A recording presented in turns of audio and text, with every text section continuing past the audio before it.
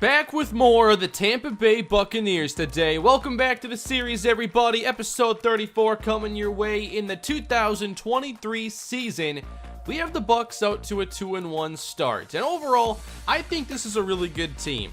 But so far, we've been a little more one-dimensional than I'd like us to be. And that being just a team that is playing really good offense, but the defense has been a little lacking. Now, last episode, we did step up against what I thought was going to be a really good offense, but quarterback Wade Mann clearly did not look prepared for that game, and he didn't give his receivers a chance to come anywhere close to their potential. I got to thinking too about this game, like Hopkins and Julio, like wow, this is like the deepest receiving core ever. And then I realized, wait a minute, we send out Mike Evans and Chris Godwin every episode, and they're backed up by Kendrick Bourne, Rashad Perriman, and DeMarcus Lodge. We have the deepest receiving core in the league, and the one that everybody needs to fear. One thing that is a little concerning, though, now that I check this out, is that we don't have anybody under 25 on the roster, period, at this position. So obviously, we move fast in these series. We have to move on from players eventually. Mike Evans' deal is up after this year. If I had to give you my thoughts right now on how I want to handle this season and the off-season negotiations, obviously, you keep Sparks. After that, I believe my second priority would become Mike Evans, but I don't know if that is on a franchise tag or the big deal. With a 90-plus overall player, even with regression, you expect they'll be pretty good throughout the duration of that contract. Their skills can withstand a little bit of regression, and Evans is certainly a player I'd put in that category. It's just a delicate balance is all, and especially with our defensive struggles this season, to maybe lose a player or two that is actually really good would hurt. So I'm glad I'm not making any of these decisions really today, but we may negotiate with Sparks at some point. But it's been a decent start to the year. I want to watch either week 6 or 7. We'll see which one stands out as more important. Well, it's a win that resembles the first couple of the season, 31-28. I don't think that, most teams are going to have a lot of long-term success if they're always allowing this many points, but maybe if our offense can keep this up. We did intercept Aaron Rodgers 3 times and got 4 sacks. And if I had to, find a style of defense that would suit an offense like this, I would, Packer fans may not like this, but I think the Dom Capers model might actually work, where you're just an aggressive defense, you play man-to-man, try to get sacks and picks, because you know your team is going to put up 25-plus points. That probably suits us pretty well. It worked again here. Miles Sanders held to just 1.9 yards per carry, however, which is his lowest output of the season. Hopefully it doesn't duplicate, but we did get a 2-touchdown day for Chris Godwin, 86 yards for Mike Evans. Not too bad, but still that defense has me feeling a little uneasy. Good to see the sack production though in the takeaways. Gotta love that. Hey, I didn't expect to already get a chance to upgrade Frederick Hughes, but here we are. Let's see exactly how this has been happening then. He got bring the pressure 4 sacks. Why would Hughes get XP for that? It must be team-wide. Kind of odd how that happens. But one of the things that they seem to do with offensive linemen is really progress them based on team success. Remember back to the Browns series, if you were a part of that one, Perry Cummings and his success at 99 overall basically created a plethora of 90-plus overall offensive linemen, because when you block for a guy getting like 1,500 yards, in Madden 18 that was, you got so much experience to do whatever you wanted with. 69 overall here for Frederick Hughes. If he can be on a good offense, he'll have a chance to progress to being a starting center. And right now he's getting the shot, and I don't know. He has 1 sack allowed. He has, let's see, it's always general. Yeah, he's playing a decent amount. So far, I'd say it's working. Vita Vea has his deal up after the end of this season. He does have secure tackler ability. And let's go run stopper. 86 overall and 1 agility. How about that? Yannick Ngakoue, a 90 overall. I wonder if that will unlock another ability slot. It does. All right, what do we get, EA? What's it gonna be?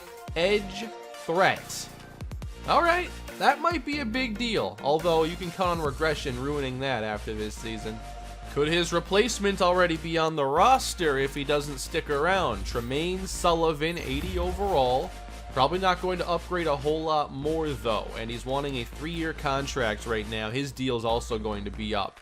Here's what he's done so far in his career. And if we look at his snap count this season, 125 as a part-time player.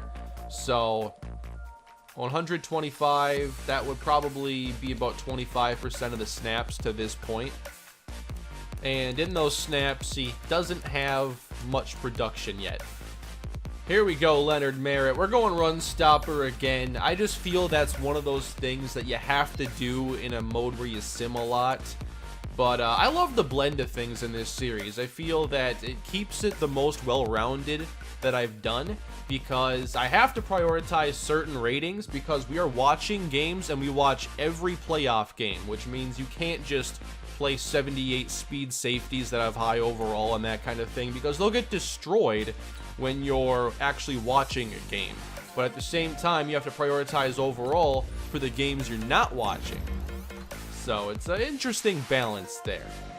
I was really disappointed in the draft class when I first scouted it, but now that I've gotten to the front 7 talent, I'm starting to see where it does have some strengths. Defensive tackle looks pretty good. Edge rusher, it might be as well. Really like what I see here from Tom Costanzo, though, at 22 years old. A- finesse, B+ block shed, but he should go very early.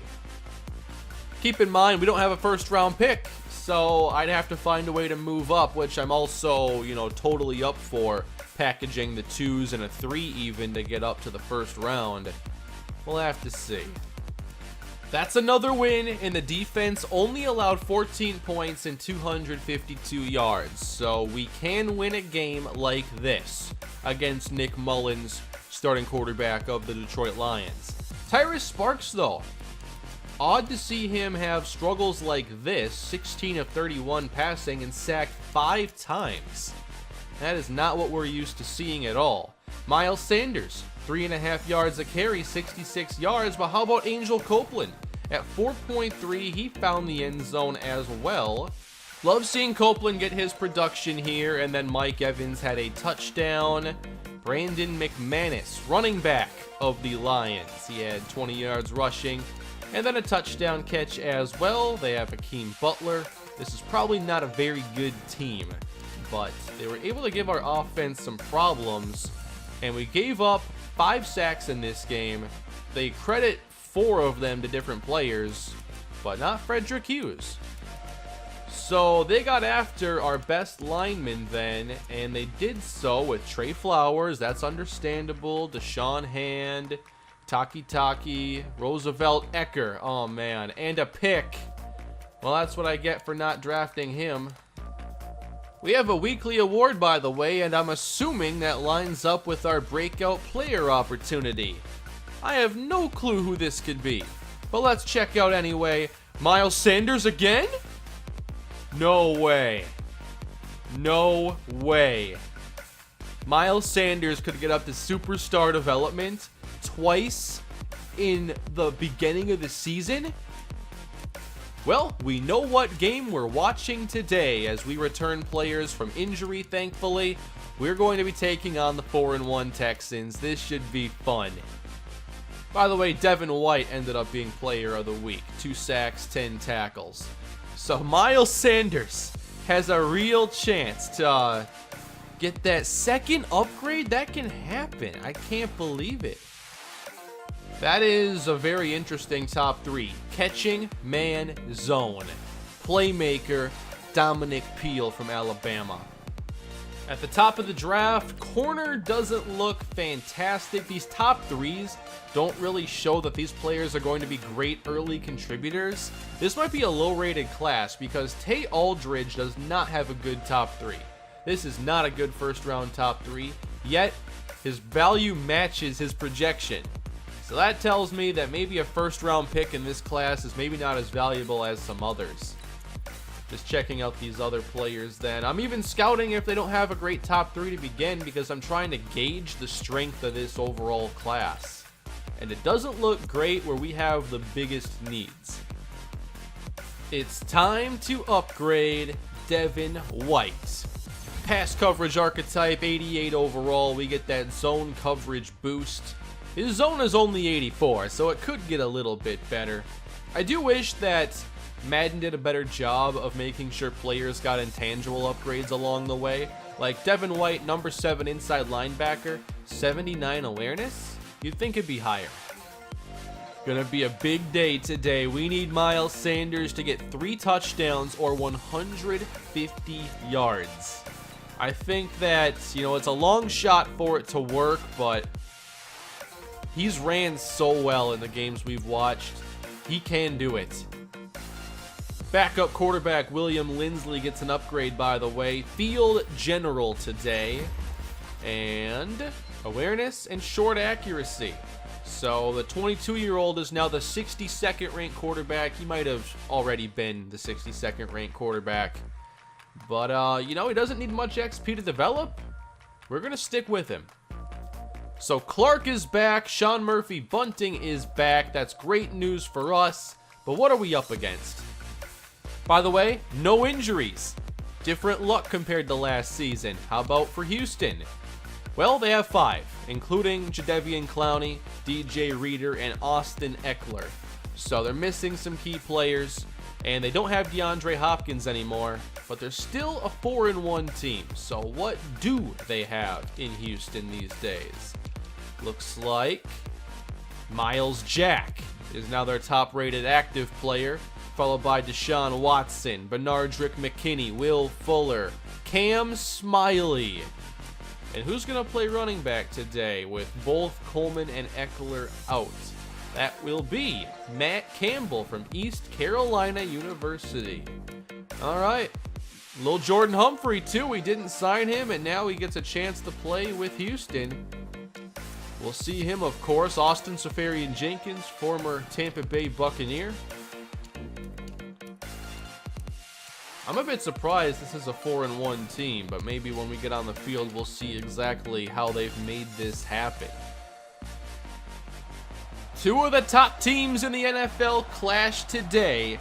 We're trying to move to 5-1 and also get the biggest upgrade potentially of the series to this point, seeing Miles Sanders go from normal to star, and now a chance, all in the matter of 6 weeks, to become a superstar running back. Let's get underway, everybody. Sean Murphy Bunting is back, and the defense is at full strength.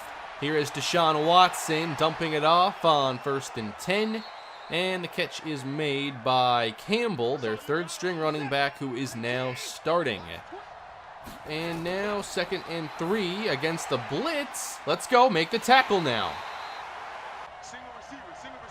Defense played well against Atlanta. Defense played well in their last game, and they opened today by forcing a 3-and-out. Here we go. We begin deep in our own territory. Not a bad place for Miles Sanders to begin. Uh-oh. And now we're backing up to the 1 on the jet sweep failure to Godwin. Miles, we could use a few yards here. Give us some room. Or bubble screen. And here goes Chris Godwin. So risky.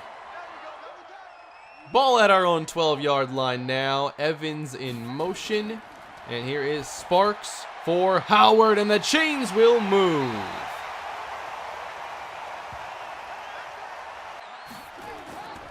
Here is a handoff now for the first time today. Miles Sanders, and it's a gain of 0. Again, it's 150 yards from scrimmage or 3 touchdowns. The yards, of course, much more likely to happen And he has gone backwards now. He needs 152. Houston's going to mess this up for me. 3rd down and 11. Here is Sparks. Across the middle, O.J. Howard having such a fantastic season. 4 touchdowns on the year, unless I'm missing one. And already 36 yards to begin this game as he gets us some breathing room. Another play action, actually. Sparks deep this time, overshooting his receiver. Now we'll run it. Sanders cut right. Looked like he had a hole to the left side. So far, Houston's rush defense looking stout. And there's Minnesota down below. They have not kept pace with Houston record-wise, so it's good we ended up watching this game. And how about O.J. Howard? He didn't get it, though? 34 yards and a punt. I really wish that Madden would come out with some coaching tendencies like, you know, what percent of the time would you go for it in certain instances? You know, 4th down and less than 2 inside of opposing territory. It'd be cool if they did that kind of thing, but franchise hasn't gotten that kind of attention in quite a long time. But 22 yards here to Will Fuller. Houston is on the move, and Austin Seferian-Jenkins, the former Buck, has scored. Let's sim a little bit now of our offense. We just lost 2 again. We're going to have a hard time just getting back to 0. Let's try this again. Angel Copeland just gave us a 12-yard punt return, and here we are at our 37-yard line. Sparks going outside. It's a gain of 2. Another handoff, and Sanders is hit in the backfield. This is horrible. -4. He's not even getting a chance. 3rd down and 9. Draw play. Sanders, maybe 2 yards. Houston, 3 and out, and we get it back very quickly at our 10. Loss of 3. The consistency here between the gameplay and the simming is astounding. 7-0 Houston, facing the pressure, and got it there! Watson connects, right as Jerome Page was bringing the pressure. Now in the tight formation on 1st down, a run. That one doesn't get much. Watson back to the air, protected this time on 2nd down, and the catch is made again inside the 30. And that is brought in by former Buccaneer, Lil Jordan Humphrey. Play fake Watson. Down the middle, found his man. That is a Houston touchdown. The Texans are up 2 scores early in this one, and I doubted, how good of a team this was. But what have they demonstrated so far? Lakeem McBean for the touchdown. And now the Bucs. Can they do anything before the half? Tyrus Sparks faces the pressure and dumps it off to Miles Sanders. And that will maybe put him finally in positive yards on the day. Maybe, I'm not exactly sure. But 3rd down, wide open is Godwin. And the Bucs take it into Houston territory. We've got to go get some points here. It's not just about Sanders, of course, the win. Don't mean to forget about that. Draw play now. Here goes Sanders, and he'll make it inside the 40. Not sure a run here is what the offense needs, though. Sparks on 2nd down. That is another catch made by Howard, and we'll use our 2nd timeout. I like this use of that. By the way, I am on the newest patch now. I was also for the previous game. Maybe the one against Daniel Jones as well. But I'm not sure if they've made any changes overall that'll affect us, and that should have been intercepted. So far, though, the gameplay has seemed pretty smooth from the games I've played on this update. 2nd down and 10, stepping up and throwing away. We are in field goal range from here, but on 3rd and 10, Sparks dumps it off, and Sanders is brought down immediately. Where are my points? Where did they go? Deshaun Watson sacked. Was there a missed field goal and they didn't show me? That play was just skipped. 47 seconds to 38. We had the ball at their 26. I guess there was a missed field goal. That's how I would describe that. That's exactly what happened. It is tracked here. Not a good time for a miss, Jason. New Orleans, by the way, has moved to 4-2 on the season, so we're obviously trying to keep first place and keep whatever cushion we can there. Here is Miles Sanders to the outside, and I really don't think this goal is going to happen. 5 yards on the ground. He might have around 10 in the passing game. He's going to need to rip off some big plays, and this does not look like an easy defense to get big chunk plays against. 3rd and 9. Sparks off the fake. Fires a strike, and that is Kendrick Bourne. Draw play. Here goes Sanders. That looks like running room. He's outside the numbers. There we go. Miles Sanders to the 28, sparking this running game at last. Run that play again. Instead, up the middle, Sanders to the 20. Now the game is trying to play with my emotions. They're trying to reel me back in to believe that we can get this. 14-0 Houston. Sparks across the middle. Looked like he had him. 3rd and short from the 20. And this carry goes to Copeland all the way outside with speed. He's got it. 1st down. Handoff and running room now to the 10 and down to the 7. Miles Sanders really picking up the pace here in the second half out of nowhere. So 2nd down and short. Trying to score our first points of the day still. Sparks to the air. End zone! No! No! O.J. Howard is hurt. Hopefully he's all right. Please, O.J. Howard, be okay. 3rd and 1. Sparks back to pass. Dumps it. Sanders! I believed in you from the beginning! Touchdown! He's good, guys. I don't care if he gets the upgrade. Miles Sanders is good. Do you need any more evidence of that?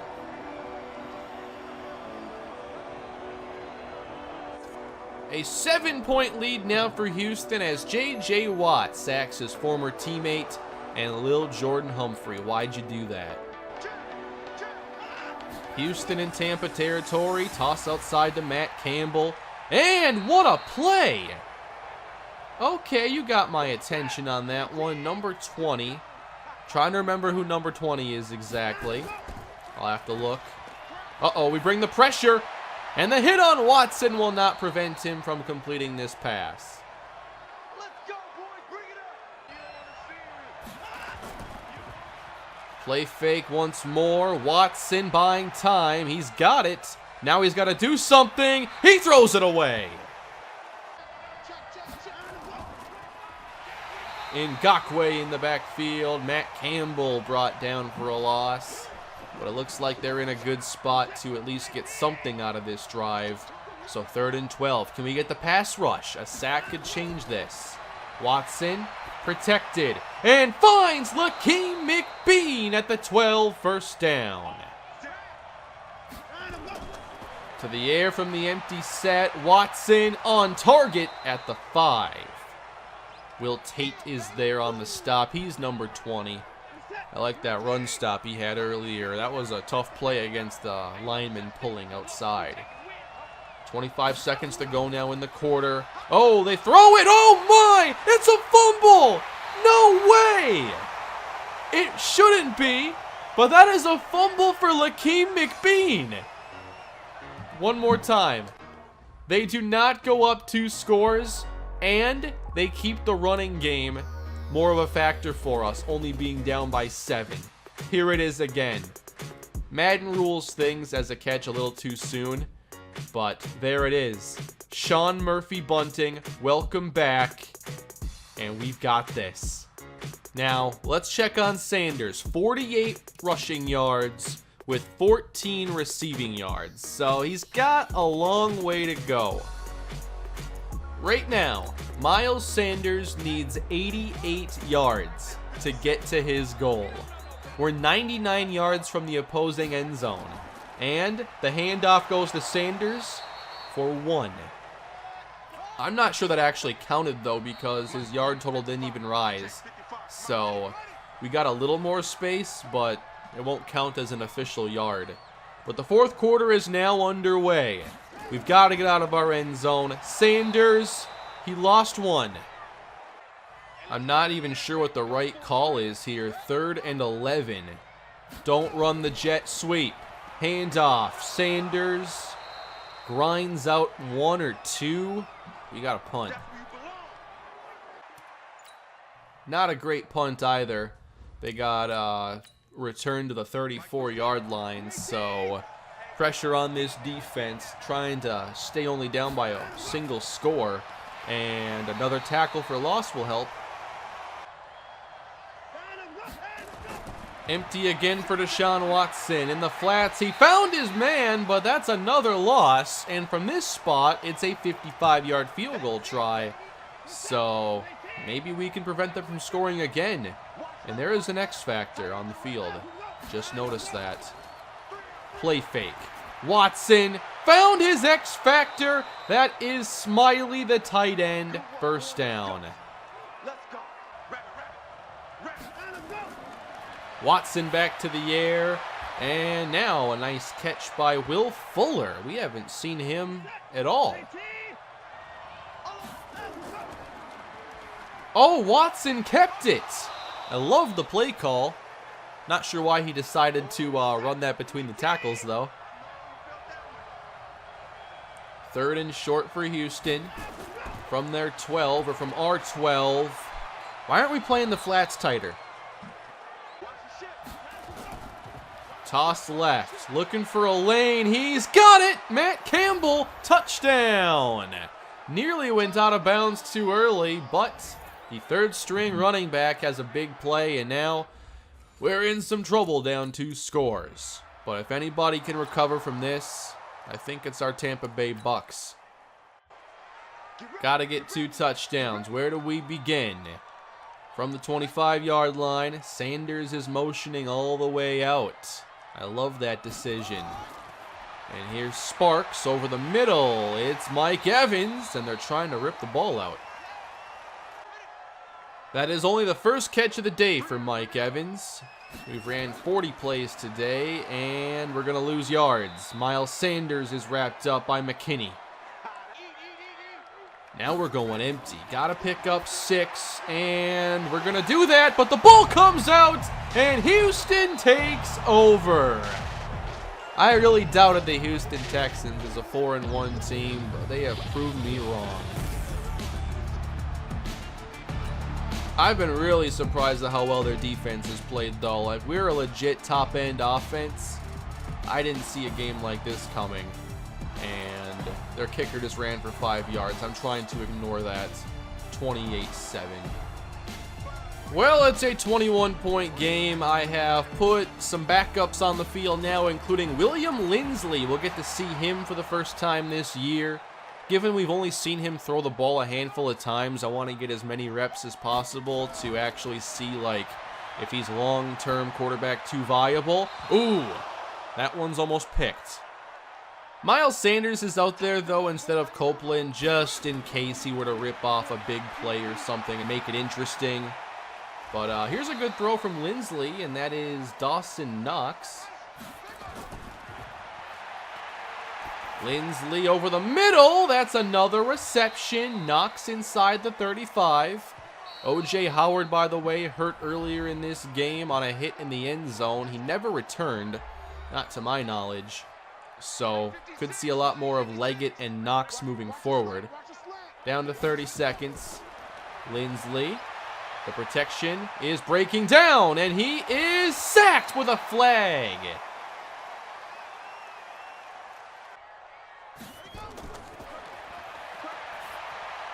Check down Miles Sanders. There's more yardage. He fights inside the 10. And Lindsley on a deep drop. Throws to the end zone, and now Knox draws the flag. Can Lindsley get us into the end zone? Ball at the 1-yard line. Lindsley, dump it left, dump it left. Sanders, yes, touchdown. So how do we get this football back for a third score? Anyone got any ideas? Onside kick. Can we recover it? Nope. I'm not even sure it's possible without like a glitch occurring. And that is game, everybody. The Houston Texans come to Tampa, and they make a statement against us. They really gave our offense a tough time, unlike anything we've seen in a while. And our defense obviously didn't play great, but they didn't play poorly. That was tough. We had, 5.3 yards per play. We scored as many touchdowns with William Lindsley at quarterback as we did with Tyrus Sparks. That was a weird game. And also, after a really bad start to the game, Miles Sanders came really close to accomplishing what he had to do. 2 receiving touchdowns for Sanders today, both of our scores, but he had to get 3. What were your thoughts on Miles Sanders' performance? I thought he played well, but I was hoping to see, I don't know, more.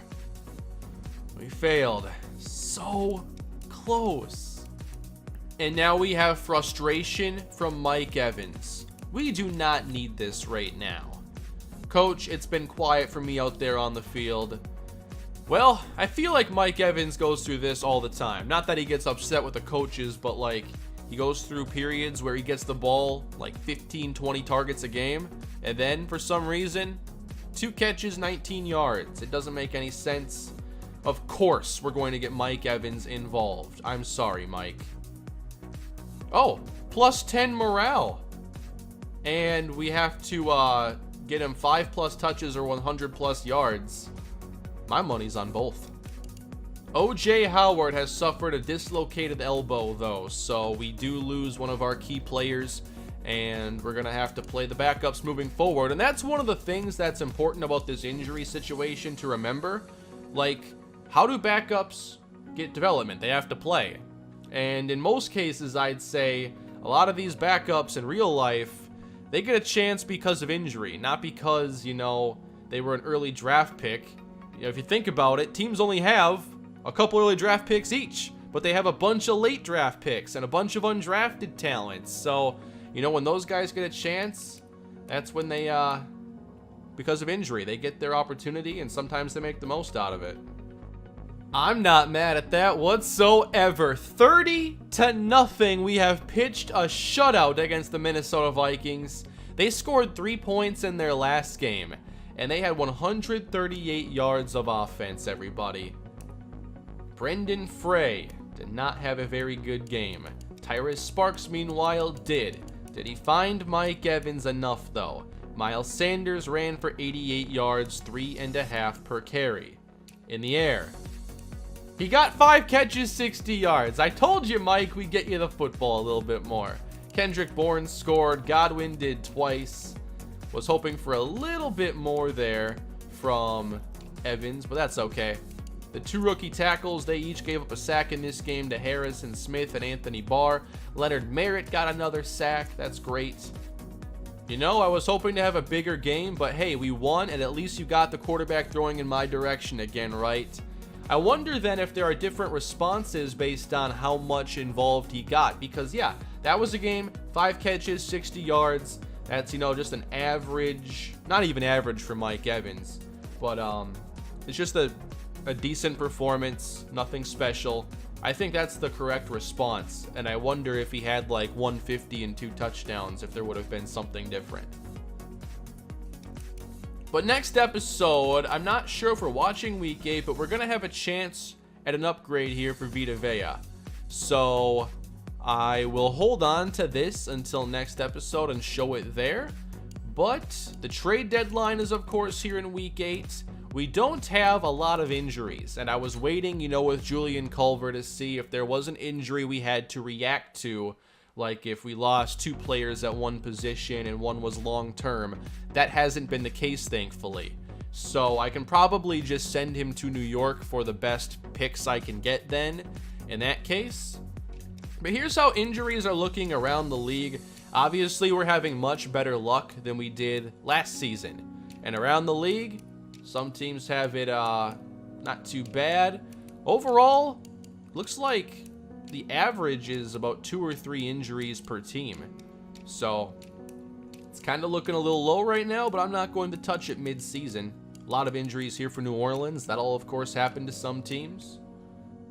And of course, I can't end the episode without a little Ollie Sparks upgrade. So what has he been doing? Darius Geis still recovering from that torn ACL.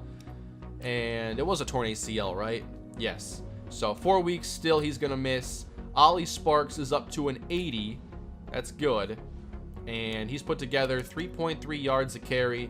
Less productive than his rookie season. But on just a few more carries, he's already broken more tackles. So that, to me, maybe says that his offensive line is worse, and that's why his average is lower. But it's also probably why he's having to break a lot more tackles. Right now, the Bucs sit at 5-2 ahead of New Orleans. We have them in Week 10. So maybe we'll watch that game next episode. What do you want to see? Let me know down below in the comment section. Let's take a look at the stats before we wrap up episode 34. It was a pretty fun one. Defense stepped up overall. Tyrus Sparks now 16 touchdowns, 4 interceptions. William Lindsley also did pretty well. What are his career stats now, by the way? His preseason numbers are phenomenal. And then his career passing stats, only 14 official throws. But what a good 14 those have been. Miles Sanders, 558 yards this year, 4 yards a carry. Copeland's production, though, his efficiency isn't far behind, but he obviously isn't getting the carries like Sanders is. We'll know Copeland's development, by the way, probably by the end of the year. Mike Evans leads the team in receiving yards, and he's the only player on a 1,000-yard pace. Chris Godwin has 6 touchdowns, however. O.J. Howard 4, but now he's going to miss some time. For sacks allowed, Booker and Clark have allowed the most. Frederick Hughes just allowed the 1. And on defense, we have 4 sacks for Ngakoue, 4 for Leonard Merritt, nice surprise there, and a few interceptions. The last thing we will close with. Your NFL rushing leader won't be Miles Sanders, it's Ezekiel Elliott. And now Sanders 4, 5, 6, 7th in the NFL right now. So he's having a pretty good season, and I can't wait to see if he can keep that up and get over 1,100 yards like I wanted. But that'll do it for this episode, everybody. Thank you for all your feedback lately. Glad to see a lot of you still enjoying this series and what we have going here in this new season. Please leave a like on the video. Those are always very helpful. And don't forget to subscribe to the channel and hit the bell for notifications so you know exactly when the next episode is posted. I'll see you all next time. Have a good one, everybody.